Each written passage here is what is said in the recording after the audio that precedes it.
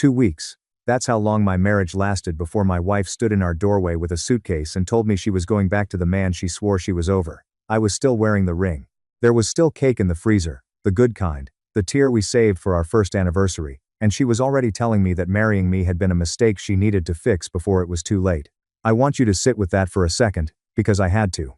14 days earlier I had promised this woman forever in front of 200 people, and now she was telling me forever had an expiration date and the date was Tuesday. My name is Daniel, and I need to tell you this whole thing from the beginning, because the ending only lands if you understand how far I fell first, and how she came crawling back months later asking me to be something no man should ever agree to be. But before I get to any of that, I need you to promise me something. Stay with me until the end. Because the part everyone remembers, the part that still makes my crew go quiet when it comes up, isn't the day she left. It's the day she came back, and what was really waiting for her when she did. I met Claire 3 years before the wedding, at a job site of all places. I run a small construction and property company, nothing glamorous, just me and a crew of guys who show up early and build things that don't fall down. She was the interior designer the client had hired for a remodel, and she walked onto my site in white sneakers she immediately ruined in the drywall dust and laughed about it instead of getting angry, and I thought, that's the kind of person I want around. She was warm, she was quick, she looked at the calluses on my hands like they were something to admire, instead of something to fix. She made me feel like the careful way I moved through the world was a strength instead of something boring. And if you've ever been the steady one, the reliable one, the one people describe as safe when they'd rather be describing you as exciting, then you know exactly how intoxicating that felt. We dated for 2 years. I met her parents at a dinner where her father shook my hand a little too hard and asked me 3 questions about my business and none about me, and I told myself that was just how fathers were. I proposed on the back deck I'd built with my own hands, and she cried and said yes, and I honestly believed I was the luckiest man in the state. What I didn't know, what I wouldn't find out until much later, was that the whole time she was saying yes to me, a part of her was still saying maybe to someone else. His name was Marcus. She'd dated him for 4 years in her early 20s, and from the way she described him back when she still let herself talk about him, he was the storm and I was the harbor. He was a startup guy, always 3 months away from the big exit that never came, the kind of man who could make a rented apartment feel like a penthouse just by the way he talked about the future. He drove a leased car he called an investment. He'd broken her heart twice, and she'd taken him back both times. And the third time he left, she told me, was the time she finally learned her worth. That's what she said, standing in my kitchen with a glass of wine, her eyes shining. I believed her. Why wouldn't I? People grow up, people move on. I was proof of that, I thought. The living proof that she'd finally chosen steady over storm, harbor over hurricane. Here's the first thing I want you to notice though, and I didn't notice it at the time. When someone tells you they learned their worth by leaving somebody, listen very carefully to how they say his name. Because Claire never said Marcus's name like a lesson. She said it like a wound that hadn't closed. I just wasn't ready to hear it. The wedding was beautiful. I paid for most of it, not because anyone asked me to but because I could. Because I wanted her to have the day she'd dreamed about since she was a little girl cutting pictures out of magazines. Her parents chipped in for the venue and made a very big, very loud show of it. And I'll come back to that toast later because it matters more than I understood at the time. More than anyone in that room understood except the 2 people running the con. We honeymooned close to home, just a long weekend at a lake house, because we were saving the real trip, 2 weeks in Italy, for the fall. And for those first few days it was perfect. It was everything I'd built my whole quiet life toward. We drank coffee on the dock. She fell asleep on my chest. I lay there listening to the water and thinking, this is it, this is the thing that lasts. And then her phone started buzzing at night, face down on the nightstand, glowing through the dark like something with a heartbeat, and she started taking calls in the other room with the door closed, her voice dropping to that low register people use when they don't want to be heard. When I asked her about it she smiled and said it was work, a difficult client, and I believed that too, because believing her was the easiest thing I had ever done, and because the alternative was a thought I wasn't strong enough to have yet. 14 days after the wedding, I came home early from a job that got rained out. My boots were still wet. Her car was in the driveway and there was a suitcase by the door, and for one stupid hopeful second I thought she'd planned a surprise trip for us, that the buzzing phone had been her arranging something, that I'd been a fool to worry. She came down the stairs and she wasn't dressed for a trip. She was dressed for a conversation she'd rehearsed. She told me to sit down. I didn't. Some part of me knew that if I sat down I'd be accepting whatever came next, and I wasn't ready to accept anything. She told me she loved me but she wasn't in love with me. That horrible sentence people use when they want to hurt you gently, when they want the knife to feel like a favor. And then she said the thing that took the floor out from under me. Marcus was back. He'd reached out a month before the wedding, she said, like that detail was supposed to comfort me, and they'd been talking, And she tried to fight it, she really had. But she couldn't marry me knowing her heart was somewhere else. And she was so sorry. A month before the wedding. Say that number back to yourself. A month. She had stood at that altar 4 weeks later. She had let me slide a ring onto her finger. She had danced with me to a song we picked together over a bottle of wine. She had smiled for 200 photographs, all while she was already texting the man she was about to leave me for. I didn't yell. I wish I could tell you I did something dramatic, that I said something devastating and true. But the truth is, I just stood there in my own living room feeling like a stranger in it, in the house I built with these hands, and I asked her one question. I asked her if she'd ever meant any of it. She looked at me with tears in her eyes and she said, "I meant it when I said it. Remember that sentence. It's going to come back around and hit you as hard as it hit me, but from the other direction." And then she picked up her suitcase and she walked past me, close enough that I could smell the perfume I'd bought her, and she left. And I heard a car horn outside, one short, impatient honk. I looked through the window. It wasn't a taxi. It was him, Marcus. He'd been sitting in my driveway the whole time, engine running, waiting for her to finish ending my marriage so he could drive her away in a car I'd probably indirectly helped pay for. He didn't even look at the house. He just looked at her, and she got in, and they drove off. And that was the moment something in me went very quiet. Not loud. Quiet. If you've ever been truly blindsided, you know the difference. Rage is loud. But the thing underneath rage, the thing that shows up when someone you trusted rewrites the entire meaning of the last 3 years of your life in a single afternoon, that thing is silent, and it's patient, and it changes you. The weeks after that were the worst of my life, and I'm not going to gloss over them, because if I skip that part then you won't understand the man who was standing on that land months later when she came back. I stopped eating right. I'd wake up at 3 in the morning and reach across the bed and find it empty, and have to relearn the whole thing all over again, every single night, like grief was a test I kept failing in my sleep. I'd find her things everywhere, a hair tie in the couch cushions, a note in her handwriting on the fridge that just said milk, and each one was a small ambush. My guys at work noticed. My foreman, a big quiet man named Ruben who'd been with me since the very first job, started bringing me coffee in the mornings and not saying a word about the fact that I looked like I'd been hit by a truck and then backed over. My mother wanted me to fight for her, to call, to send flowers, to remind Claire what she was throwing away. My sister, Nadia, wanted to key Claire's car and worse. And me, I didn't want revenge yet, I just wanted to understand. Because the not understanding was eating me alive from the inside out. How does a month of secret texting turn into a wedding? Why marry me at all? Why not just call it off? Those questions ran on a loop, and they were slowly driving me out of my mind. So I did the thing you're not supposed to do. I went looking, not through her phone, I didn't have it anymore, but through the wreckage she left behind, the shared accounts we never got around to separating, the emails, the little digital breadcrumbs of a life we'd been building together. And what I found didn't just break my heart all over again, it made me cold. And cold turned out to be exactly what I needed to become. Because it turned out my wife leaving me for her ex 2 weeks after our wedding wasn't a moment of passion, wasn't a heart that couldn't help itself. It was a plan. A cold, documented, months-long plan. In our shared email I found the receipts, and I mean that word literally. Flights she'd booked to see Marcus twice during our engagement, both times she'd told me were girls' trips, one of which I'd driven her to the airport for and kissed her goodbye. A storage unit she'd rented 3 weeks before the wedding, in her name only, an account confirmation sitting right there in the inbox we shared, a unit I never knew existed and that was already half full, because she'd been quietly moving things out of our house piece by piece for weeks, one box at a time, so the gaps would be too gradual for me to notice. A framed photo here. A set of dishes there. She was moving out of our marriage before she ever moved into it. And then there was the tablet. We kept a cheap tablet in the kitchen for recipes and grocery lists, and she'd left it behind because it wasn't worth taking, and she'd forgotten, or never realized, that her messages synced to it. I want to be careful here, because I'm not going to repeat the ugliest things she said about me to him, the small cruelties, the way she made my steadiness sound like a punchline they shared. But I'll tell you the one line that changed everything, the line that turned my grief into something with a spine and a plan of its own. She wrote to Marcus, 3 days before our wedding, 3 days, and she said, "I'm marrying him because he's safe, and if things with you don't work out, I'll always have somewhere to land." Somewhere to land. I read it maybe 40 times. That's what I was to her. Not a husband. Not even a person, really. A runway. A safe strip of pavement she was building on purpose. An emergency landing site to keep in her back pocket in case the storm didn't pan out. And here's the part that I still think about, the part that makes my jaw tighten even now, years later.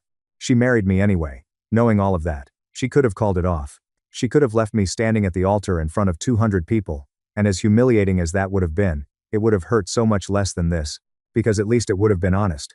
But she didn't want honesty. She wanted the insurance policy. She wanted the ring and the house and the man who showed up early and built things that didn't fall down, all of it held in reserve, fully paid up, just in case Marcus turned out to be exactly who he'd always been. So when I read that text, something clicked into place, and the grief didn't disappear, but it stepped aside, and let something clearer and harder stand in front of it. I stopped trying to understand her, I started trying to protect myself, and that turned out to be the smartest thing I have ever done, because of what she and her family didn't know. Now here's what none of them knew, and this is the ground the entire rest of this story is built on, so lean in. The house we lived in, the beautiful house with the deck I proposed on, was one I built with my own crew 2 years before I ever met Claire, and it was in my name and only my name, free and clear. The company was mine, started years before her, structured carefully, deliberately, because my father lost everything I ever watched him work for to a bad business partner when I was 12, and I stood in our empty driveway the day the bank took our house and promised myself I would never, ever be that exposed to another human being. So Claire and I never combined our finances the way most couples do. Not because I didn't love her, but because I'm a careful man down to the bone, and she never once pushed to combine them, which at the time I read as respect, as her not caring about my money, and which I now understand was something else entirely. It was distance. It was a woman keeping her own exits clear. And there was one more thing, the thing her parents made such a theatrical show of at the wedding. Her father, in front of all 200 guests, tapped his glass and stood and toasted, with tears in his eyes, to giving us $30,000 to start our new life together. The room applauded. What the toast very carefully left out was that it wasn't a gift. A week before the wedding, in the middle of the chaos of final fittings and seating charts, her father had slid a document across his kitchen table and asked me to sign it, and buried in the language was a structure that turned that $30,000 into a loan, co-signed by me, to be repaid from the future sale of a property he simply assumed would end up in both our names, our marital names. I almost signed it, I want you to know that. I had the pen in my hand and my future father-in-law smiling at me, and every social pressure in the world telling me to just sign the nice man's paper. And then the careful part of me, the 12-year-old standing in that empty driveway, made me stop and read it a second time. And I told him I'd have my accountant look it over before I signed anything. His face changed, just for a second, but I saw it. The warmth flickered out and something tense and cornered flickered in, and it did not match the face of a man handing out a generous gift. He recovered fast, laughed, said, "Of course, no rush." But I never signed it. My accountant flagged 3 things wrong with it. I emailed her father a polite no a week before the wedding, and the $30,000 never actually changed hands the way that beautiful public toast made everyone believe it had. I let the whole thing go, because I didn't want a war 2 weeks before my wedding day. Hold on to that unsigned document. It is going to come back at the very end, and it is going to be the thing that brings the entire house of cards down. So there I was, gutted but suddenly, strangely clear, a man who had been named a backup plan in writing by his own wife, and I made a decision, the first real decision of the rest of my life. I was not going to chase her. I was not going to call, not going to beg, not going to stand outside wherever she was staying like a sad song made flesh. And I was not going to rot in that house like a ghost haunting my own life, waiting for a woman who had a storage unit full of reasons she was never coming back. I was going to rebuild, quietly and completely, the way I build everything, from a solid foundation up. So I did. I sold the house. It hurt like pulling a tooth I'd grown attached to, but every board in it had her fingerprints on it now. Every room played back a memory that had turned out to be a lie. And the truth is I'd built that house to sell in the first place, back before I met her, before I let myself put down roots in it. So I put it on the market and it sold in 9 days, for well over what it cost me to build. And I took that money and I did something I'd been dreaming about for a decade and shelved, because Claire wanted to stay close to her parents, always close to her parents. I bought land. 12 acres outside the city with a creek running along the back of it and old oaks, and the kind of quiet you can actually hear. I moved my company's whole operation out there. Ruben came. The whole crew came. And I started building spec homes on the good land I'd wanted my entire career. Homes with my name on the deed and my standards in the bones of them. Work became the thing that put me back together. Board by board, nail by nail. The way work always had. The way it had. After my father lost everything, and I decided to build a life nobody could take from me. I stopped waking up at 3 in the morning. I started eating like a man again. Nadia drove out to see the land, walked the property line with me at sunset, and stood at the edge of the creek and cried. The good kind this time, and said, "This is the most like yourself I've ever seen you," and I realized she was right. For 2 years I'd been shrinking to fit inside somebody else's plans for me. Out here I could finally take up my full size. And slowly, over about 4 months, I became a man who no longer flinched when someone said her name, a man who could drive past our old street without his hands tightening on the wheel. I want to be honest with you though, because it wasn't all clean. There were nights I missed her so badly I'd have taken her back if she'd called. Back in month 1. Before I understood everything. That's the ugly truth of it. Betrayal doesn't turn love off like a switch. It just poisons the well slowly, and you keep drinking from it out of habit until one day you taste the poison and finally stop. By month 4 I had stopped. And that, of course, is exactly when she came back. It was a Thursday in the fall, the same fall we were supposed to be in Italy, and I was standing in the framed skeleton of a house I was building on my own land, sun coming through the studs, when Reuben walked up with a look on his face I hadn't seen since the coffee days, and he said, "There's a woman here to see you, boss." And something in his voice told me before I ever turned around. She looked different. Smaller, somehow, the way people look when the confidence has drained out of them and left the shape behind. She was standing at the edge of the site in shoes that were all wrong for it, just like the very first day I met her, except this time she wasn't laughing about the dust. This time the dust just looked like one more thing that was going wrong for her. She said, "Hi, Daniel," and her voice cracked in the middle of my name. I didn't say anything. I just waited, because in 4 months of quiet I'd learned that silence pulls the truth out of people faster than any question ever could. And so she told me, all of it, the words tumbling out like she'd been holding them at the top of a hill. Marcus was gone. Of course he was. The startup that was always 3 months from the big exit had finally reached its exit, and the exit was bankruptcy, and it turned out the penthouse life he'd sold her was built entirely on other people's money, investors he'd stopped being able to pay, a house of cards in a strong wind. When the money ran out, so did he. Exactly the way he had twice before, except this time he took the scenery with him. He'd left her, she said, with an apartment lease in her name only, 3 credit cards she'd opened to keep his dream on life support, and a stack of debt with her signature on every page of it. She'd given up her design clients to travel with him and play the part of the founder's girlfriend. She'd drained her savings into his rounds, and her parents, the very same parents who had toasted so gloriously at our wedding, had gone cold on her, because, and here it comes, the $30,000 they'd made such a public show of was money they never actually had. They'd been counting on getting it back, and then some, through that property structure, through the loan they thought I'd co-signed, through a plan that only worked if their daughter stayed married to me. When she blew that up to run off with Marcus, she blew up their finances too, and now the parents were drowning in something of their own, and blaming her for every inch of the water. She was, in every possible sense of the words, out of places to land. And then she said the thing I had apparently been waiting 4 months to hear without ever knowing I was waiting. She looked at me, tears in her eyes, and she said, "I know I don't deserve to ask you this, but I was hoping we could figure something out. Maybe I could stay with you for a while, just until I'm back on my feet.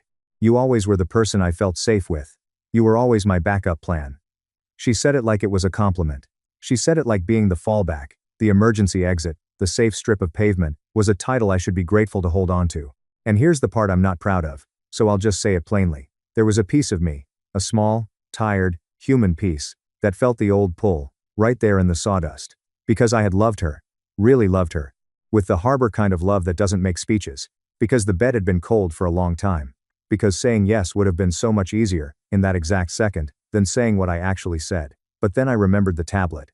Somewhere to land. And I looked at this woman who had married me as an insurance policy, who had rented a storage unit for her escape before she ever unpacked our wedding gifts, who had left me standing in a driveway watching another man's brake lights, and who was now standing on the land I had built out of the rubble she made of me, asking, one more time, to land on me, and I finally understood the whole shape of it. She had not come back because she'd realized, out there in the wreckage, that she loved me after all. She'd come back because she had finally, completely run out of runway. I was never the pilot in her story.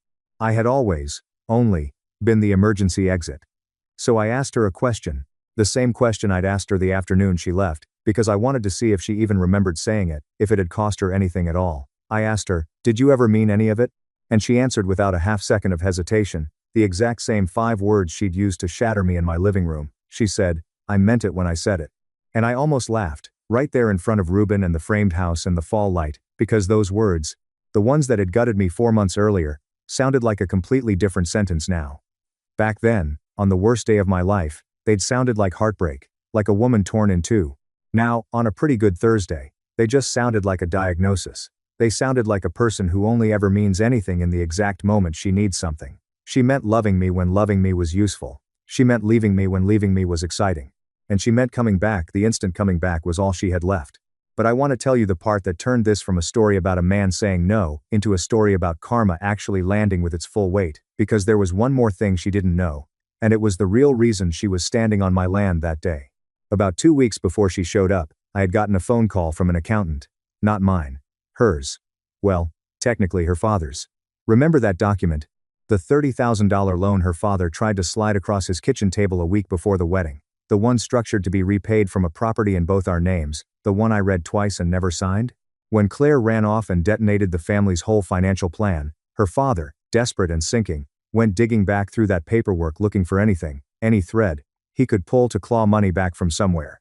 And he told his accountant and his lawyer, with total confidence, that I had signed it, that I was on the hook, that the loan was real and enforceable, and that half of it was legally mine to repay. He was so certain I'd signed the nice man's paper that day that he had built his entire recovery plan on top of it, like a man building a second story on a foundation that was never poured. Except I never signed it. My accountant still had the unsigned draft, dated, annotated, sitting in a folder, right next to the polite email where I declined it a full week before the wedding. So when her father's people came at me expecting to find a co-signed debt they could squeeze, what they found instead was airtight, notarized proof that I owed them exactly nothing, and that the man who had stood up at my wedding and wept about his own generosity had actually been trying to quietly rope me into a loan the entire time. And standing on that job site, watching Claire wait for my answer with her wrong shoes and her wet eyes, I finally understood that the timing of her visit was no coincidence at all. She hadn't come back for shelter. Her family had sent her, because if she could just get back under my roof, get close to me again, remind me of the good days, soften the careful man up, then maybe I'd feel generous. Maybe I'd help with the debt out of the goodness of my harbor heart. Maybe the backup plan could be activated one last time, to bail out the entire sinking family that had helped engineer the con in the first place. She wasn't asking to land on me. She was the closing move of a scheme that had started before we ever said our vows. And once I saw that, saying no wasn't hard at all. So I told her no. I didn't yell. I didn't gloat.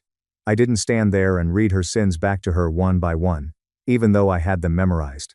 I just told her, gently, because I am not a cruel man, and I refused to let what she did turn me into one, that I wasn't a place to land anymore. That I had stopped being anyone's runway the day I read what she wrote to Marcus 3 days before our wedding. And I watched her face come apart when she realized that I knew about that text, that I'd known for months, that the whole time she thought she'd left a heartbroken fool crumpled in a driveway, she had actually left a man who finally understood, right down to the studs, exactly what he had been to her, and had quietly built a life she could never touch. I told her the house was sold, that the deck I proposed on belonged to a nice young couple now. I told her that the loan her father was betting everything on didn't exist and never had, because I had read the paper twice on a day he wanted me to read it once. And then I told her the truest thing I know, the thing I'd earned the hard way. I told her that you cannot keep a person in reserve, that a human being is not an emergency exit you get to walk through whenever your real plan burns to the ground. That the moment you decide someone is your backup, you have already lost the right to them, you just don't feel it yet. And then I did the thing I should have had the strength to do in that driveway 4 months earlier. I walked her back to her car. I opened the door for her, one last time. Because my mother raised me right, and I wasn't going to let Claire's bad manners rewrite mine. And I said goodbye, and I meant it, in that moment and every moment that came after, which, when you think about it, is more than she ever managed to mean about anything at all. She cried.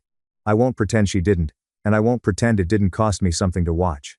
But I had cried too, for months, alone, at 3 a.m, and nobody had opened a car door for me, nobody had waited. She drove off my land, gravel crunching under tires, and I stood there in the frame of the house I was building, breathing in sawdust and cold clean air, and for the first time since the afternoon she left, I did not feel like a man who had lost something.